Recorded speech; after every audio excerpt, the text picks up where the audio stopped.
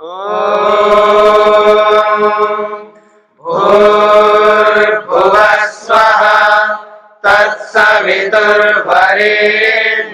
भर्गो देवस्य धीमहि धियो यो नः प्रचोदयात्।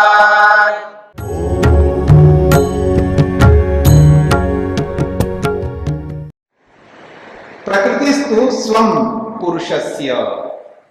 प्रकृति कैसी है? वो स्वम है। स्वम कहते हैं संपत्ति को।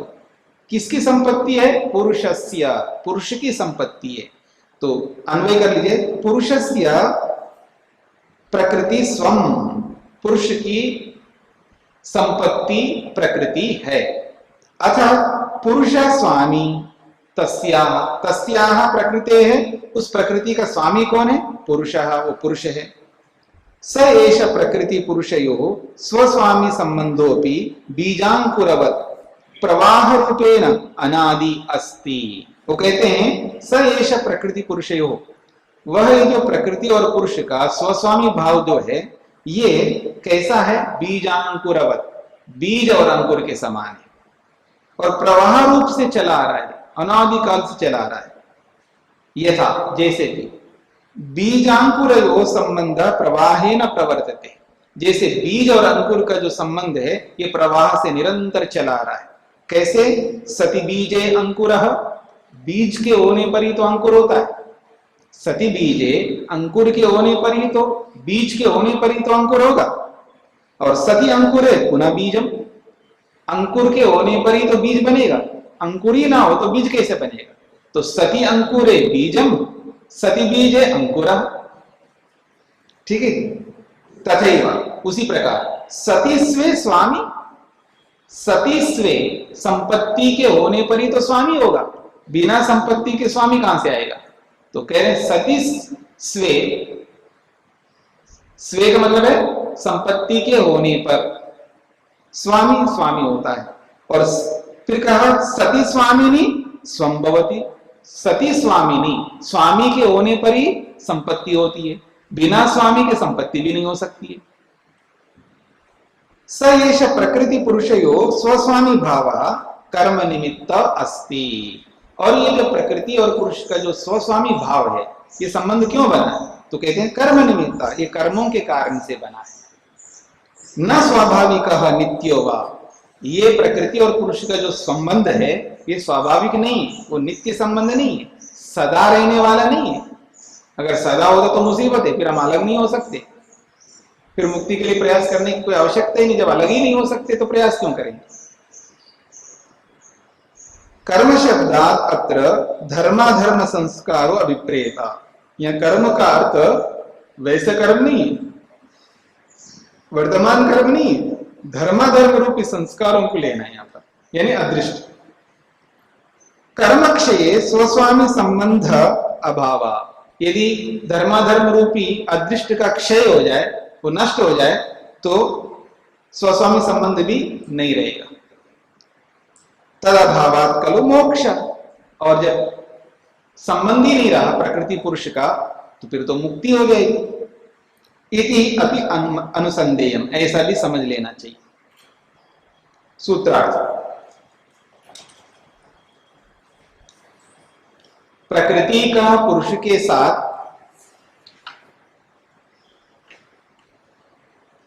प्रकृति का पुरुष के साथ जो स्वस्वामी संबंध है, प्रकृति का पुरुष के साथ जो स्वस्वामी संबंध है,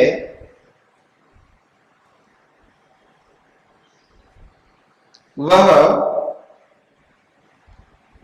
धर्माधर्म रूपी अदृष्ट के कारण से है, धर्माधर्म रूपी अदृष्ट के कारण से है।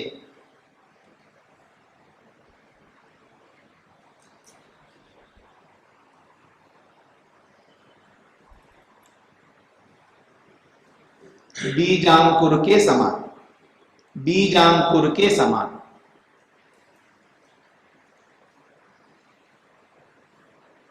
बीजांकुर के समान। ये महर्षि कपिल का सिद्धांत स्थापित किया गया है प्रकृति के साथ में पुरुष का संबंध किसके कारण से है, तो उन्होंने कहा है धर्माधर्म रूपी अदृष्टि के कारण से। अब दूसरे ऋषियों के मंतव्यों को स्पष्ट किया जा रहा है।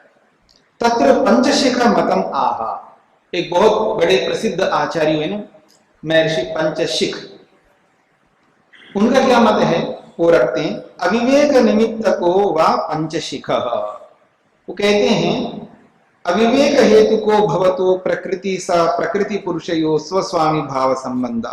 ये जो प्रकृति के साथ पुरुष का जो स्वस्वामी भाव है ये अविवेक के कारण से है, ऐसा पंचशिख आचार्य का मत है। तथा ही आह पंचशिख आचार्य ऐसा ही कहते हैं अपने शास्त्र में। अत्र वाकारः पूर्वापेक्षया वैशिष्ट्य प्रदर्शनाच्च, कहते हैं यहां सूत्र में जो वा शब्द है ये विकल्प अर्थ के लिए नहीं, वा शब्द के बहुत सारे अर्थ होते हैं। आप में से किसी को पता है ना, वा शब्द के बहुत सारे अर्थ होते हैं व्याकरण में। वा शब्द का एक प्रसिद्ध अर्थ है विकल्प अथवा, इस अर्थ को कहने के लिए आता है। और वा शब्द एक बहुत अच्छे अर्थ में भी आता है, समुच्चय के लिए भी आता है। समुच्चय का मतलब है और अर्थ में भी आता है। वा शब्द जहां विकल्प के लिए आता है वहां और अर्थ के लिए भी, समुच्चय अर्थ के लिए भी आता है। और यहां जो आया है यह वैशिष्ट्य अर्थ को बताने के लिए आया, विशेष अर्थ को बताने के लिए आया, न तो विकल्प में है न समुच्चय में, यह विशिष्ट अर्थ को बताने के लिए है। तो ये कहना चाह रहे हैं भाष्यकार, अत्र वाकारः पूर्व अपेक्षया, यहां जो वा शब्द आया है सूत्र में ये पूर्व अर्थ की अपेक्षा से वैशिष्ट्य विशेष अर्थ को बताने के लिए आया है।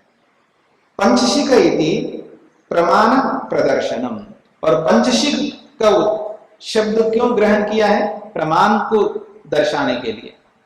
केवल अविवेक निमित्त का इतना कहने से पता नहीं चलेगा ना, तो प्रमाणित करना चाहते कि पंचशिख आचार्य ऐसा कहते हैं, क्योंकि पंचशिख आचार्य प्रामाणिक है। ठीक है, कैसे प्रामाणिक है, आप्त व्यक्ति है, और आप्त जो है वो प्रमाण होता है। पकड़ में आ रहा है, प्रमाणों में आप्त बहुत बड़ा प्रमाण होता है। आप्त का प्रमाण बहुत बड़ा प्रमाण माना जाता है। सूत्रार्थ,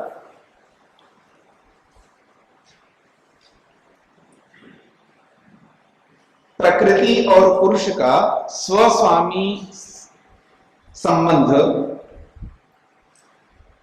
प्रकृति और पुरुष का स्वस्वामी संबंध अविवेक के कारण से होता है, अविवेक के कारण से होता है, ऐसा पंचशिख आचार्य का मत है। ऐसा पंचशिख आचार्य का मत है।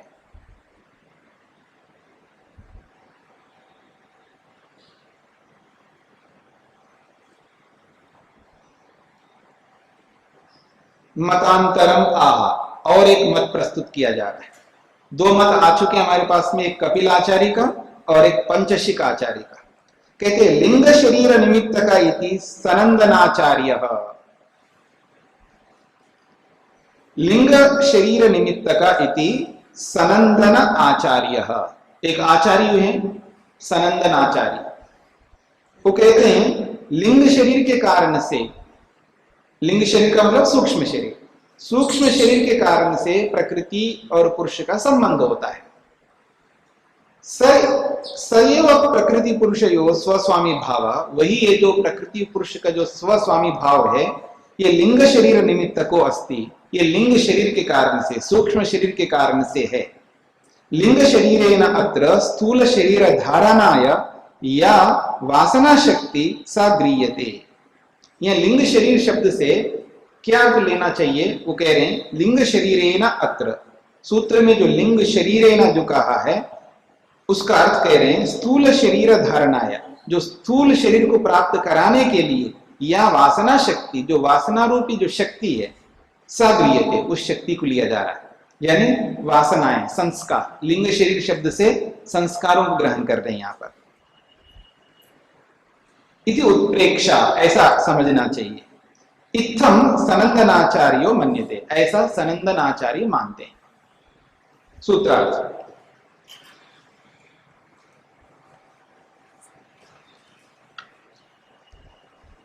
सनंदनाचार्य का मत है, सनंदनाचार्य का मत है कि प्रकृति और पुरुष का स्वस्वामी संबंध, प्रकृति और पुरुष का स्वस्वामी संबंध लिंग शरीर रूपी वासनाओं के कारण से है, लिंग शरीर रूपी वासनाओं के कारण से है।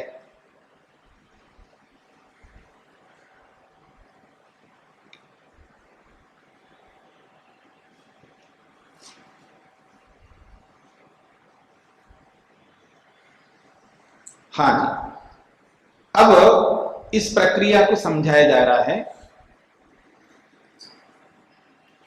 आत्मा कैसे भोग को प्राप्त करता है, कैसे भोगों से युक्त होता है, कैसे विषयों से युक्त होता है, उसकी प्रक्रिया थोड़ी बताई जा रही है यहाँ पर। इत्थम प्रकृति पुरुषयो स्वस्वामी भावे सति स्वामी पुरुषः स्वभूतां प्रकृतिम यदा पश्यति।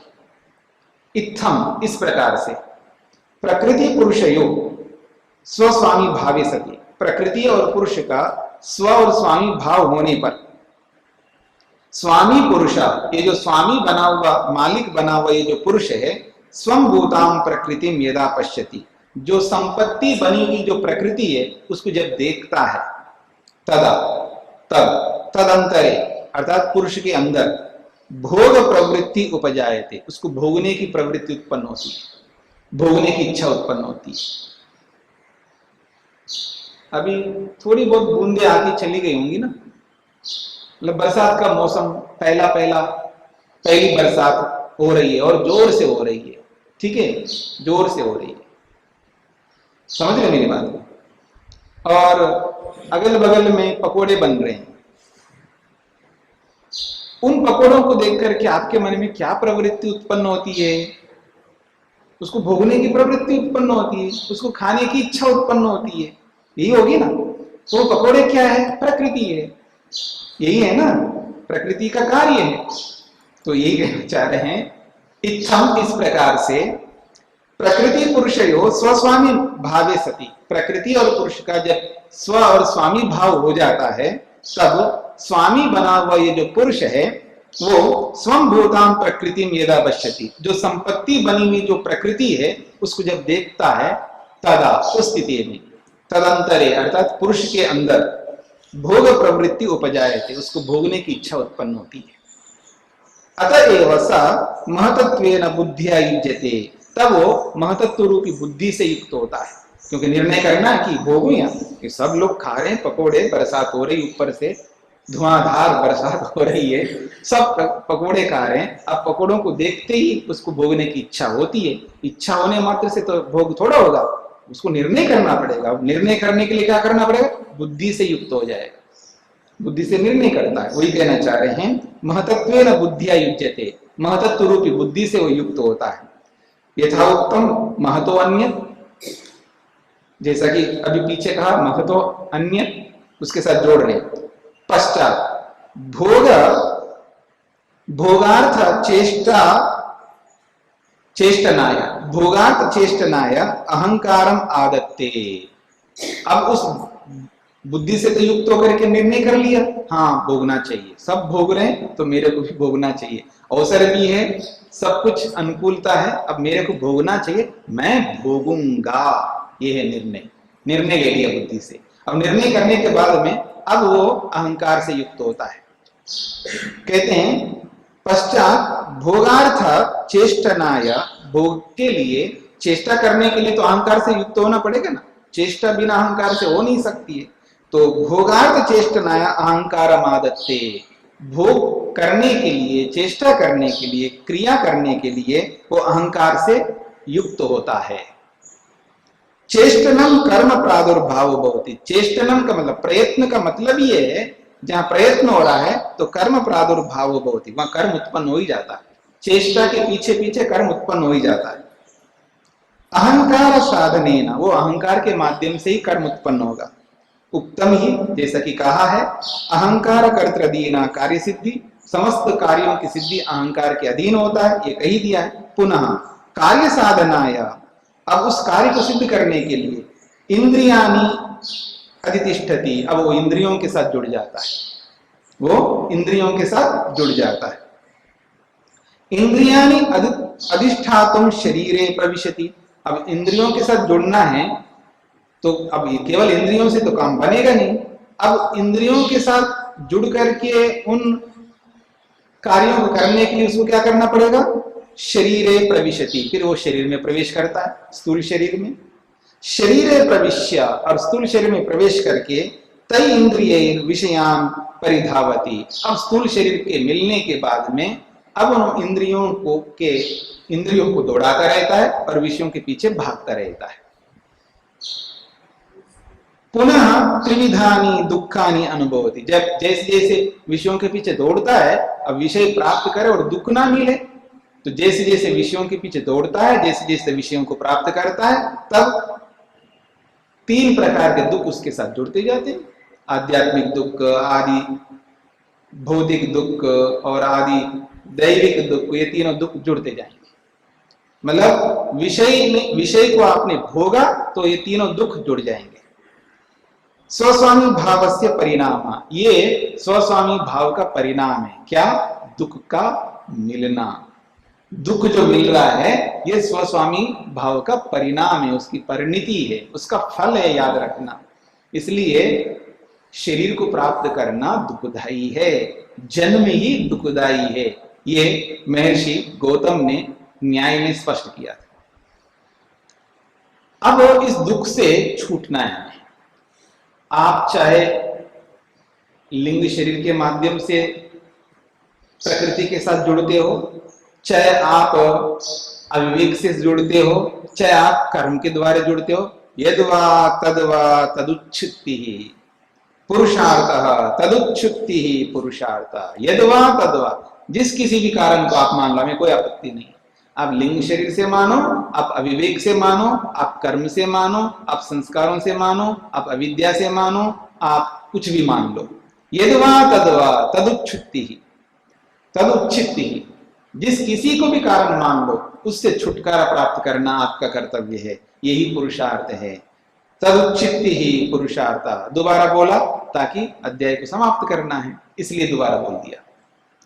कह रहे हैं यत्तत् किमपि निमित्तम भवतु, वह जो कोई भी निमित्त हो, जो कोई भी कारण हो, प्रकृति पुरुषो स्वस्वामी संबंधस्य, प्रकृति और पुरुष का जो स्वस्वामी संबंध है, इस संबंध के पीछे यत्तत् किमपि निमित्तम भवतु, वो कोई भी निमित्त हो, कोई भी कारण हो, तदुच्छेदः तन्नाशः पुरुषार्थ, उसका उच्छेद करना, उसका नाश करना, ये पुरुषार्थ है। पुरुष स्वरूप लाभ, और जब उससे उच्छेद हो जाता है, उसका नाश हो जाता है, तो पुरुष स्वरूप लाभ, पुरुष अपने निज स्वरूप में हो जाता है, यानी अपने निज स्वरूप में आ जाता है। क्यों? असंगो ही अयम पुरुष, क्योंकि वो तो असंग है।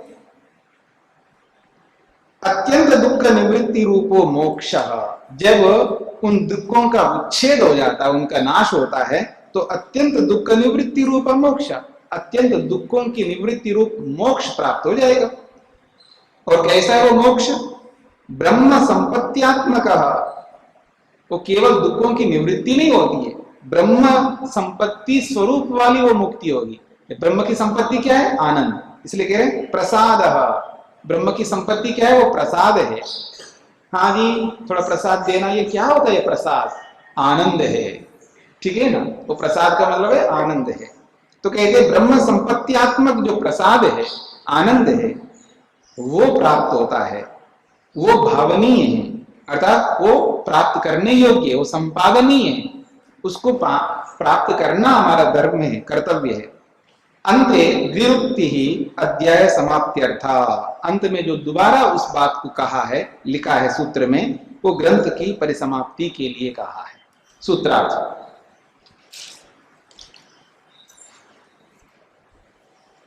बंधन का कारण अर्थात स्वस्वामी संबंध का कारण। बंधन का कारण का मतलब है स्वस्वामी संबंध का कारण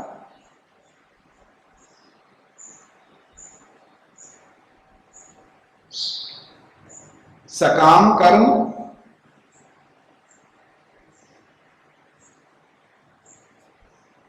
अविद्या भोग की वासनाएं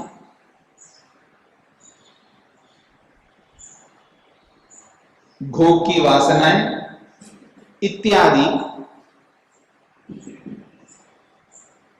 चाहे कोई भी मान लो,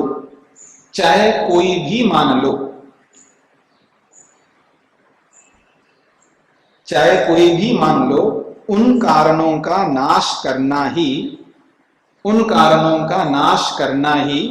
पुरुषार्थ है। उन कारणों का नाश करना ही पुरुषार्थ है। ठीक है जी।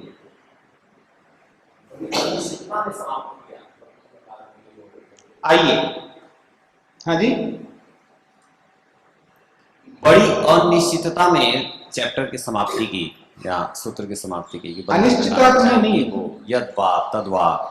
देखिए, ये केवल दृष्टि भेद है, दृष्टि भेद से, इसलिए अनिश्चितता नहीं है, निश्चितता ही है, लेकिन दृष्टि भेद है। आप वासनाओं को मान लीजिएगा, हमें क्या आपत्ति है, क्योंकि वासनाओं को हटाना कोई खेल नहीं है, और वासनाएं हट गए इसका मतलब सब हट जाएगा। आप ये कहिए अविवेक को हटा दो, ये कहो तो अविवेक कोई खेल नहीं है, अविवेक को हटाना, अविवेक को हटाने का मतलब सब हट जाना। सकाम कर्मों को मान लो, सकाम कर्मों को हटाना कोई खेल नहीं है, सकाम कर्मों को हटा दो तो समाप्त हो जाएगा आपका प्रयोजन। तो आप अविद्या को हटाओ बोलो, सकाम कर्मों को हटाओ बोलो, हाँ अविवेक को हटाओ बोलो, या वासनाओं को हटाओ बोलो, या आप ये कहिए कि कर्मों को ही हटाओ बोलो, कुछ भी बोल दीजिएगा। ये केवल दृष्टि भेद है ना, अलग अलग एंगल से आप देख हो ही रहे हो, एंगल चेंज हो रहा है। आप चाहे उधर से देखो, उस कोने से इस कोने से देखो, आप त्रिकोण बना के देखो या चतुष्कोण बना करके देखो, लेकिन बात वही कही जाए, इसलिए ये बात कही। ठीक है ना, स्पष्ट नहीं है, पूरा स्पष्ट है। द्यो शान्तिरन्तरिक्षं शान्तिर्पृथिवी शान्तिरापः शान्तिरोषधयः शान्तिः वनस्पतयः शान्तिर्विश्वे देवाः शान्तिर्ब्रह्म शान्ति सर्वं शान्ति शान्तिरेव शान्ति क्षमा शान्तिरेधि। ॐ शान्ति शान्ति शान्तिः।